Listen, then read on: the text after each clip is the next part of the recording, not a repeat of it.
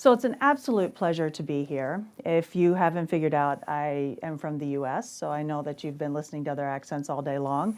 I'm sorry that I'm going to have to ask you to sit through 20 minutes of the American accent. So I have come over to London. I live in Arizona, and it's just always a pleasure to come and be a part of these experiences and also to come and visit this beautiful city. So it's an absolute pleasure to be here.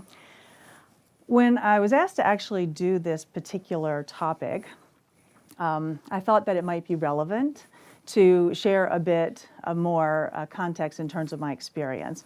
Not to make this presentation about me, but as Chris said, I have spent most of my career on the client side. I'm a former CPO, VP of procurement, and I've had the pleasure of working in companies such as DuPont, Honeywell.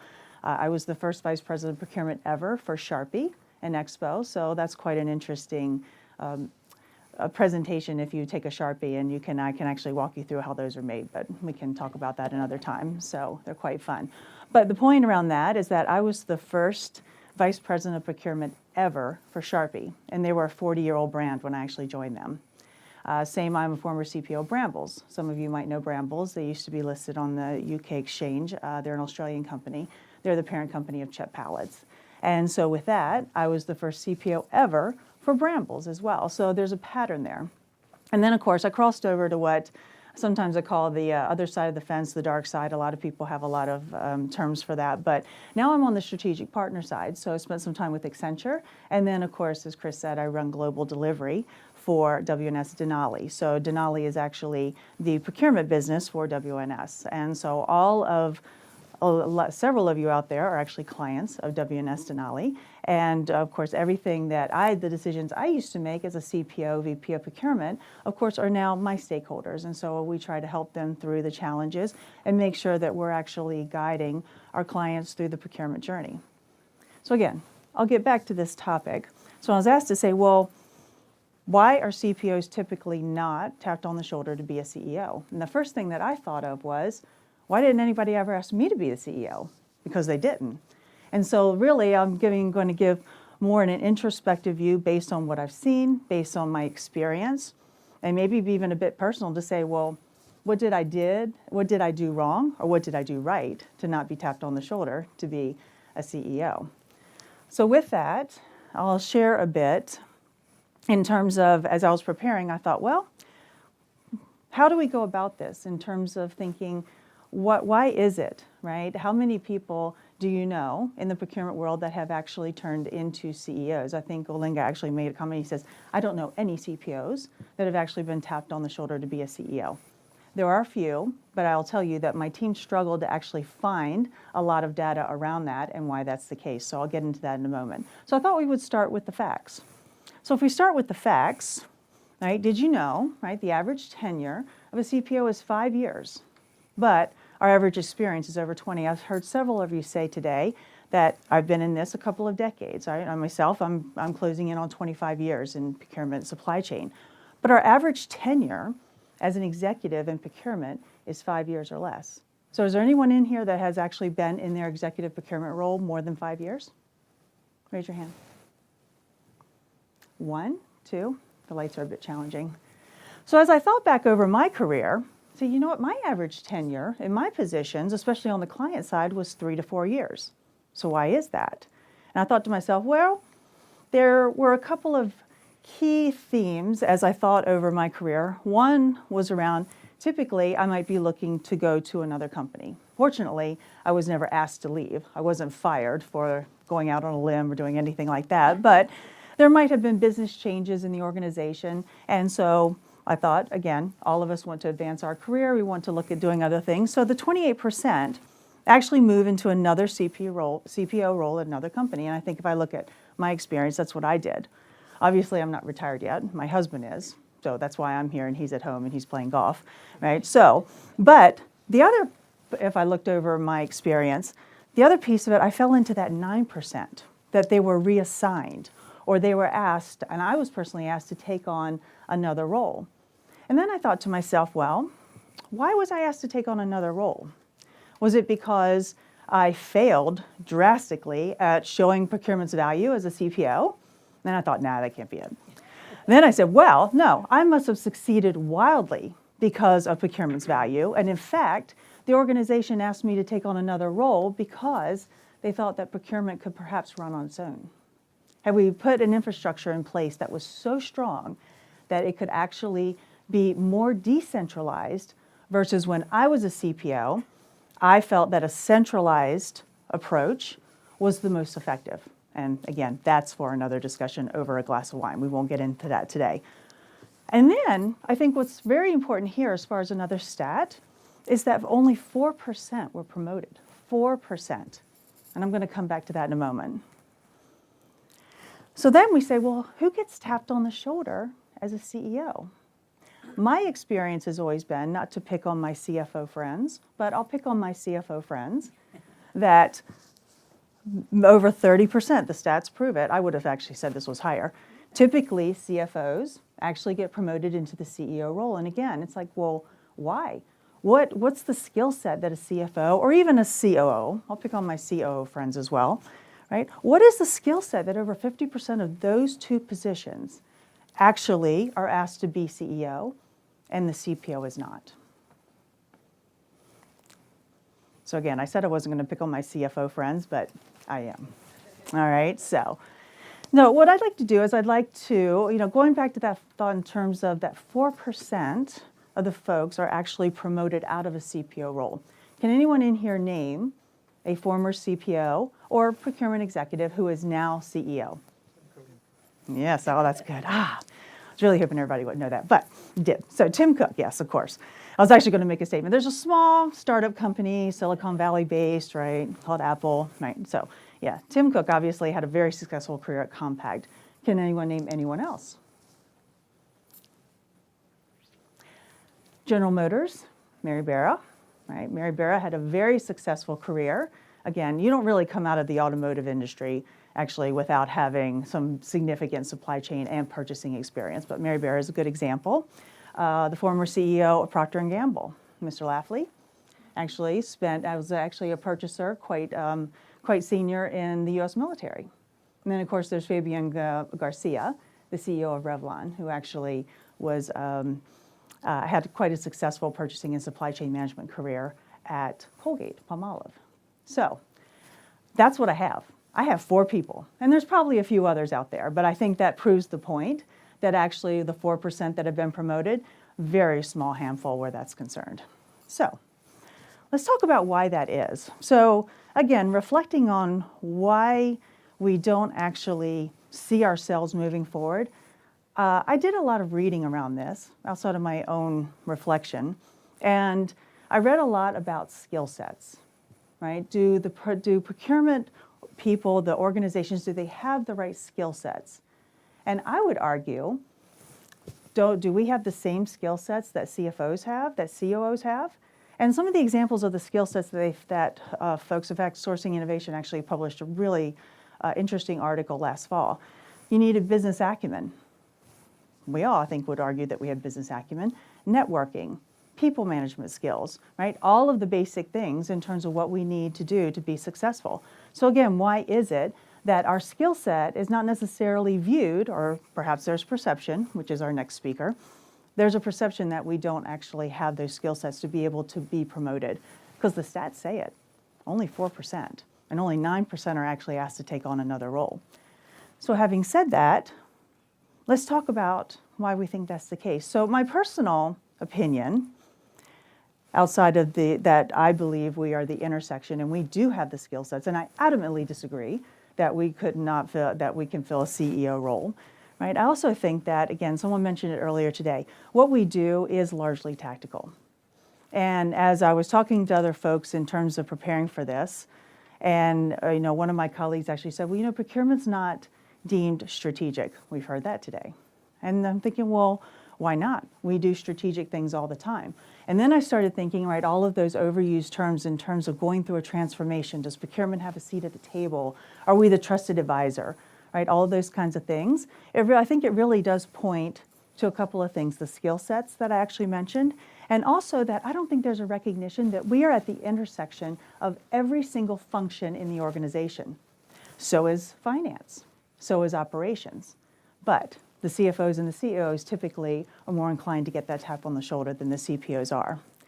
So the point I'd like to make here is that, again, we intersect with every organization and every function in a company, and we manage the supply chain, and we manage the external supplier relationships. We're pretty good at what we do, right? But I don't think there's a cognizance in terms of how important that is, because not only do we keep the supply chain running, and not only do we liaise with finance and operations and legal and risk, we actually have to intimately understand how legal works. Everyone in this room, I'm sure, has pushed a contract through after negotiated. That's a pretty painful process, right? And I bet every one of us have actually thought, and we understand, what are the most efficient steps to actually push that contract through? Some people say it, how can I get around legal? But we know that's not what we do, right? But we understand that intimately. Same with finance. All of us run P&Ls. We are responsible for driving millions of dollars worth of savings to the bottom line. We add value depending on how value is actually described or defined in your organization. So again, what's the problem, right? What's the challenge? Where are we falling short? Because not only do we intersect with all of it, and we actually have to keep the, as we say sometimes in America, the wheels on the bus, if you will, right? We also have to strategically understand how to navigate being in the center of the organization and being able to drive it. So with that said, I had to bring a little US reference in here. So, all right, so with that said, what should we do? What's the big idea around this? I really don't know that I have a holy grail of an answer. If I think back on my experience, how I've come through the organization, if I think back in terms of my opportunities and experiences, both on the client side as well now on the strategic partner side, it really all is about marketing our skill sets to be able to walk our C-suite through that slide that I just showed you to say, you know what, not only are we at the intersection of everything, we drive a lot of the value and have to understand it and intimately know the processes across the organization, which is the argument made as to why CFOs are tapped on the shoulder. They have a vast, broad influence and view and a range of what's going on in the business. Don't we? I would say we do. So from that standpoint, I think the big idea is really getting better at marketing ourselves, getting better at actually influencing that 4% promotion rate, and let's see what we can do to actually increase that. Thank you very much.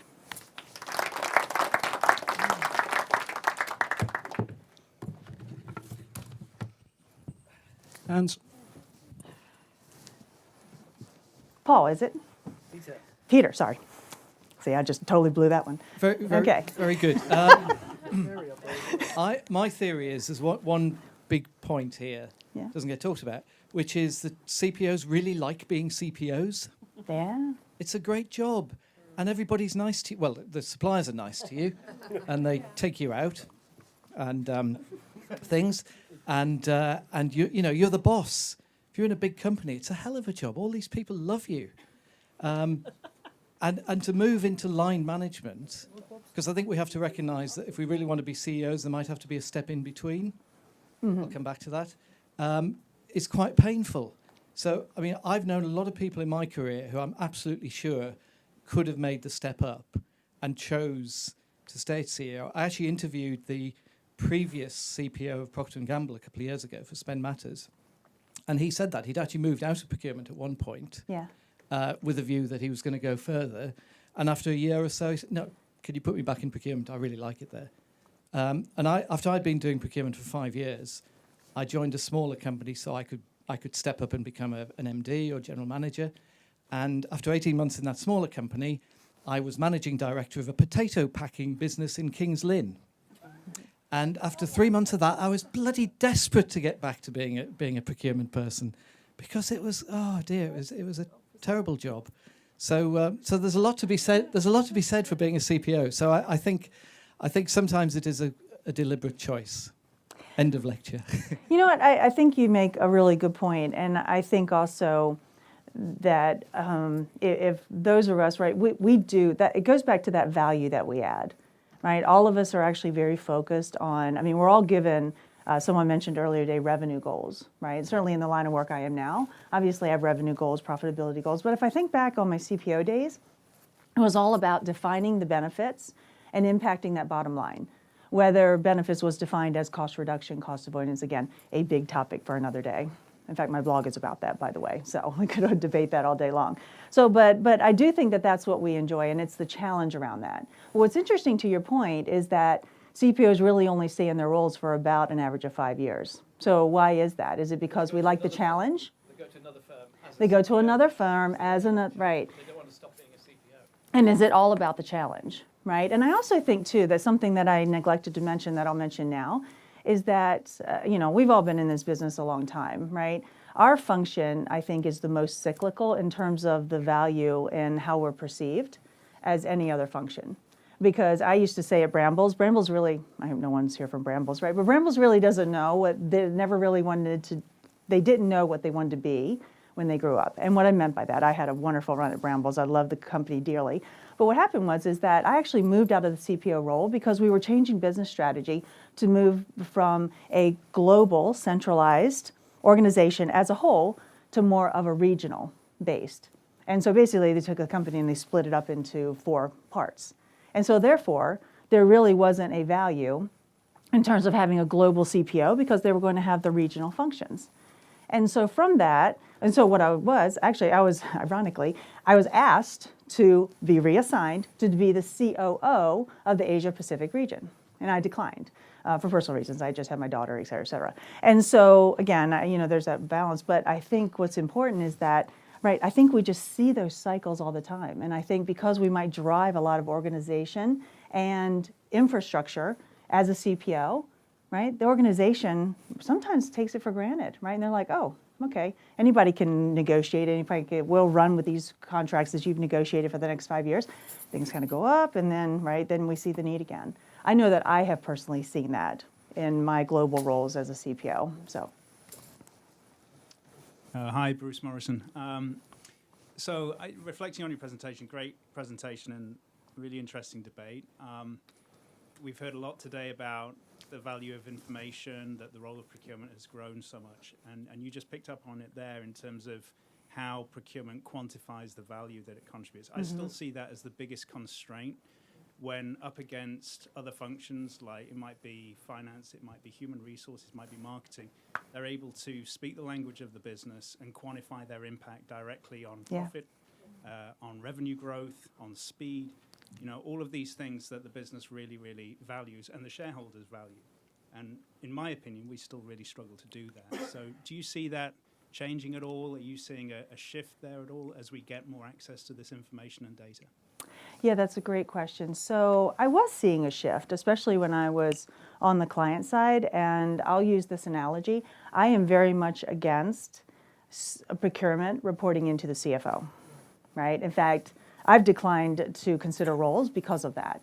Because I think, to your point, what that does, it creates a very myopic view in terms of that the only value that procurement is going to bring is to drive that cost reduction. And it's not cost avoidance, right? I mean, I've worked for companies like Honeywell, did a quick stint through GE, and right, there were general statements saying, all we care about is the cost reduction. And it's like, well, geez, there's a lot more value, right? So, from a strategic partner standpoint now, I think we're starting to see a bit of a shift, right? And that's actually something that we try to focus on is helping our clients actually quantify the value. In fact, all of the teams that actually support our clients globally in delivery, right, are my responsibility. And my coaching to them is, don't talk in terms of savings that we're generating for the client. Talk in terms of value and benefits. Well, then all of a sudden, again, bit of an overused term, but if you do that, well, then you have to take the client through the journey, through the next steps in terms of, well, how do we quantify that,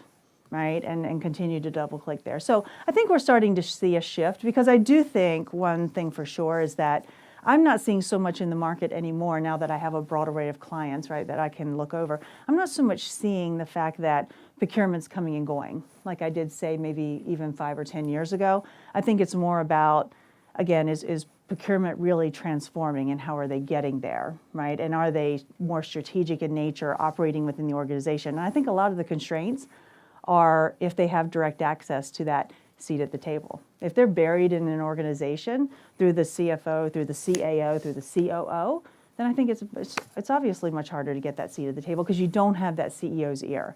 And I think one of the things that I personally thought made my roles as CPO very successful, I always reported to the CEO. So I did have that spot at the table. And like I said, I'll reiterate again, I turned down an opportunity with a major Silicon Valley-based technology because it was going to report into the CFO. And it just doesn't help you drive your strategy. Nothing against CFOs. I know, I've really picked on the CFOs a lot today. Yeah. So, but I think everyone understands the point. So, did that answer your question? Yeah. Okay, good. Hi, Helen Mackenzie. I just wanted to talk about that intersection because I wonder whether it doesn't do us any favours in that, you know, we become the jack of all trades and masters of none. And the thing I've come across, I think, is that, you know, you talk about did you come up through the ranks of procurement or did you come from somewhere else to do procurement? And a lot of people think that anybody can just come and do procurement. And so that I think that then, and I'm guilty of that. My confessional, I was an accountant before I was a procurement professional. That was a long time ago, and I've not done a balance sheet for a long time now. But you know, I just think I found that, you know, legal think they can do it for us because it's about contracts. Finance think they can do it for us because there's some financial savings on it. Ops think they can do it for us because at the end of the day, you're buying for them mostly. And that, I think, dilutes the skills we've got to offer is that, you know, and we do talk about bringing new and different people into profession, but it also says, well, any old person can come and do procurement. And in a sense, perhaps that devalues. I don't know what you think, but that's perhaps a point of view. No. We don't get taken seriously later on. Well, I think you make an excellent point, and I think we do see that, and it does take, I think, a very special strategy, right, to be able to understand that continued value, but then also that vision going forward. And I think oftentimes I'll go back to the tactical comment that I made. I mean, that is what we do. I'm not saying that that's any less important. What we do is so critical in terms of delivering value to the organization, et cetera, but the nature in which we actually execute against it, it's very difficult to actually maintain that vision in all of the midst of making sure that you're hitting your goals, right? And I guess I would say that that's really no different than any other type of function. I mean, sales the same way, right? Marketing, finance, et cetera. So I couldn't agree more with what you say. I just think what we need to do is make sure we articulate that we have the important skill set you really can't do without procurement. And I think now what we've done is we've started to see that the cycles, as I said earlier, are starting to level out a bit. And procurement's not going away. We're just not redefining ourselves. So. It's a great presentation, and just on that very point, actually, so it's very topical. What we're seeing that the people who have got the seat at the table are reinventing themselves. So all of a sudden they become chief sustainability officers or head of supply chain or something like that. Right. They've moved their titles, doing the same job, but reinvented themselves. Are you seeing that as well?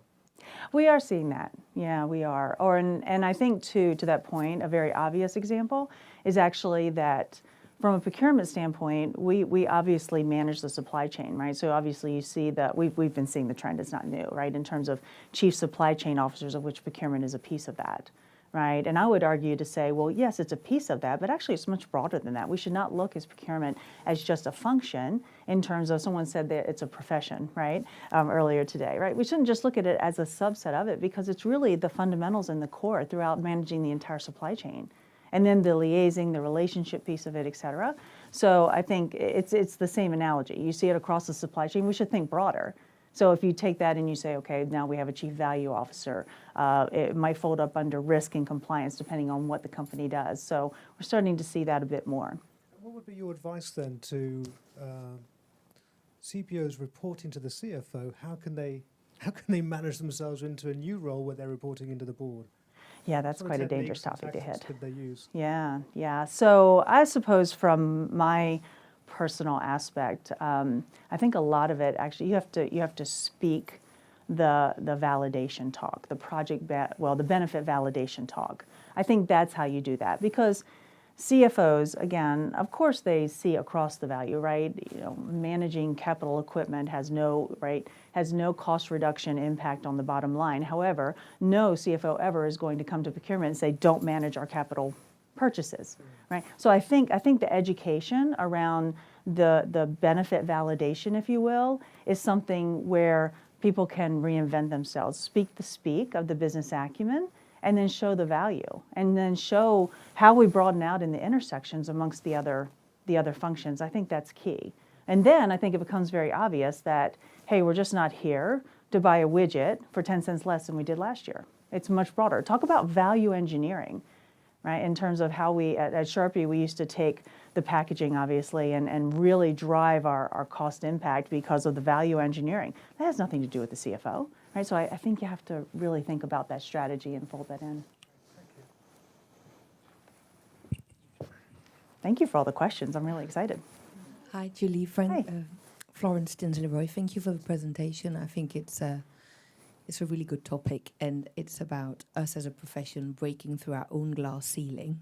Yeah. I get the feeling that the lack of sales experience of most people in our profession, many of them at least, has been a major hindrance in that we haven't learned to market ourselves enough. Mm-hmm. We're not salespeople enough into bringing the value. That is a great point. So having come over on the side of the fence that I'm on now, right, versus being on the client side for so many years, I often coach my teams and say that, because the first thing that folks will say is that I don't like sales. I don't, you know, we as client services and delivery, especially in WNS Denali, I'm responsible for all of our organic growth, so the same client growth, et cetera. And I have to rely on my delivery people, the client services folks, to actually drive that. And they're like, right, I'm not sales, right? So how do you solve for that? And I said, you know what, this isn't about being sales. This is about listening for the needs of the client. It's about developing initiatives around that and then bringing to the table what we, specifically as WNS Denali, can actually help. And if we can't do that, we need to be very candid to that. And so it's really about influencing and just calling that out, because everyone in the world is a salesperson. It's just a matter of how you go about it and how you think about it. So I think if you can change that mentality, right, then, because I think naturally as procurement people, we're very focused on what we need to do to deliver to the bottom line. But what we don't realize, especially on the client side, is that we're heavy influencers. I had to sell the value of procurement all day long for 20 years in the companies that I worked at. And so I tried to now on the client side to relate that, to say, we have to listen for the business needs, right, that the client's telling us, and then we'll be able to solve for those business needs. And if you think about it that way, it's quite a delicate nuance, really. But I think if you think about it that way, you don't think of yourself as a salesperson at all, but you do demonstrate your value. Can I just say my question? So, Hugh Chamberlain, so again, very interesting. What's your view on professional certification?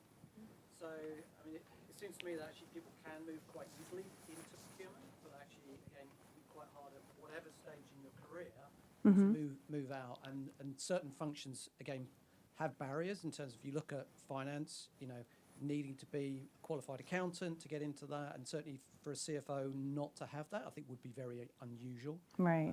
So, but it seems to me that probably the value of, you know, the professional body doesn't get really recognised in terms of being something that is really required, and undermines the skills that procurement people actually really can bring.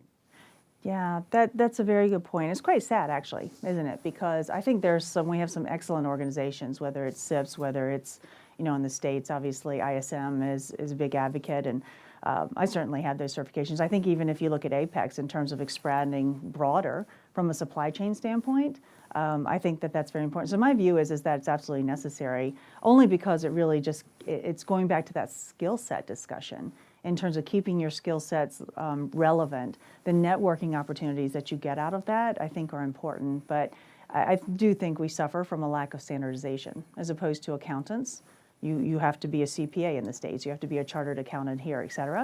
And it's just that lack of standardization. So, you know, how do we solve for that? It's a good question. Do you have a mentor? Do I have a mentor? I do. I don't know who asked that, but I see in the lights. Not bored walking around.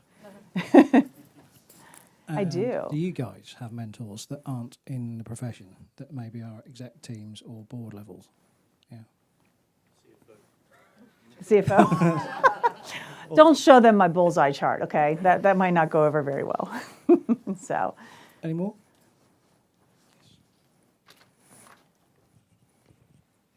yeah. So a really interesting talk. So thank you very much. Oh, thank you. So what is it? So I guess I struggle with the business's perception of procurement. So I understand we have to promote ourselves in the language, but what does the profession have to do, do you think, to help open those doors as well? Because the profession predominantly talks to the profession, which I think may also be limiting our visibility. Yeah, that's a great question. Yeah, as a profession. So it's not an easy answer either, is it? So I think what we need to do, I mean, you know, forums such as this are so important, right? And the communication piece of it. I think as a profession, too, we do need to focus on the communication and almost like the selling aspect that what we talked about, right? That goes back to what it is. And again, that's a very general answer, but really if I think back over the experiences I had, especially on the client side, and the last 3 client engagements or roles that I had in the corporate world were all about starting a brand new procurement function. I used my Sharpie example, right? 40-year-old brand, and I'm the first CPO they've ever had. Holy cow, right? I mean, what have y'all been thinking? Right? It's maddening, right? So there was value that actually came about that. But when you look at those roles, and they're very much like herding the cats, if you will. In order to be successful in those, you have to have those communication skills. You have to be outgoing. You have to almost get, also I use the word in the face, but not in an aggressive way, but I mean you do. And that all goes to the selling, the influencing, et cetera, and you have to do that. You can't think that your work, in terms of driving millions of dollars of pounds or dollars to the bottom line, is actually going to speak for itself, because it doesn't. So that's a very interesting topic. It'd be interesting to see how we could leverage, drive some consistency across the profession in terms of the certifications, which I think would send even additional credibility in terms of what we can do. But I think a lot of it is really just, you know, how come accountants are so prevalent and you know they sit on the boards, but we don't, to use Olinga's example, right? How come? What did the finance community do to gain that credibility? That's the question to be answered. I don't, for procurement. I think certifications is a real red herring as Yeah. an ex-SIPS president. Because if you look at COOs aren't accredited, marketing directors aren't accredited, sales directors aren't accredited, they all get to CEO jobs way ahead of us. Yeah. And I think actually SIPs and others have done themselves a disservice. I think someone said a few minutes ago, by presenting us as a sort of closed-off community. I mean, I used to argue that SIPs should be doing more training aimed at CFOs and CEOs and senior people so they could understand procurement, and actually they would then see what a great job we were doing. And the argument against that, which won at the time, was, oh, well, then they'll think they can do the procurement jobs and we should be doing those. It was like a closed shop argument. Yeah. And I think that's really rebounded Yeah. on us. Yeah. So That's a good point. I don't, you know, SIPS is now going the chartered route and they've changed their tune on that a bit as well. And that's fine. You know, let's make us chartered members or whatever, like engineers. But I don't think that's the answer to getting to CEO, I'm afraid. No, I think I would agree with that. I think this is very valuable, right, in terms of driving that, because it does keep you relevant, I think. But also so does your experience, right? But especially if you're on the client side, you know, and you spend more than 5 years in your role. I mean, I think that's why a lot of us, to our earlier discussion, actually move around a bit, because it's about the challenge. I always used to say it's about the gig, right? It's about what you can drive in terms of showing that value. And does the certification actually drive the credibility? No, but it does keep you relevant, it does keep you outside, and it does open up those opportunities that you can bring in to fold into your vision and your strategy, I think. But yeah, I would agree with you. Ladies and gentlemen, Julie. Yeah, thank you so much.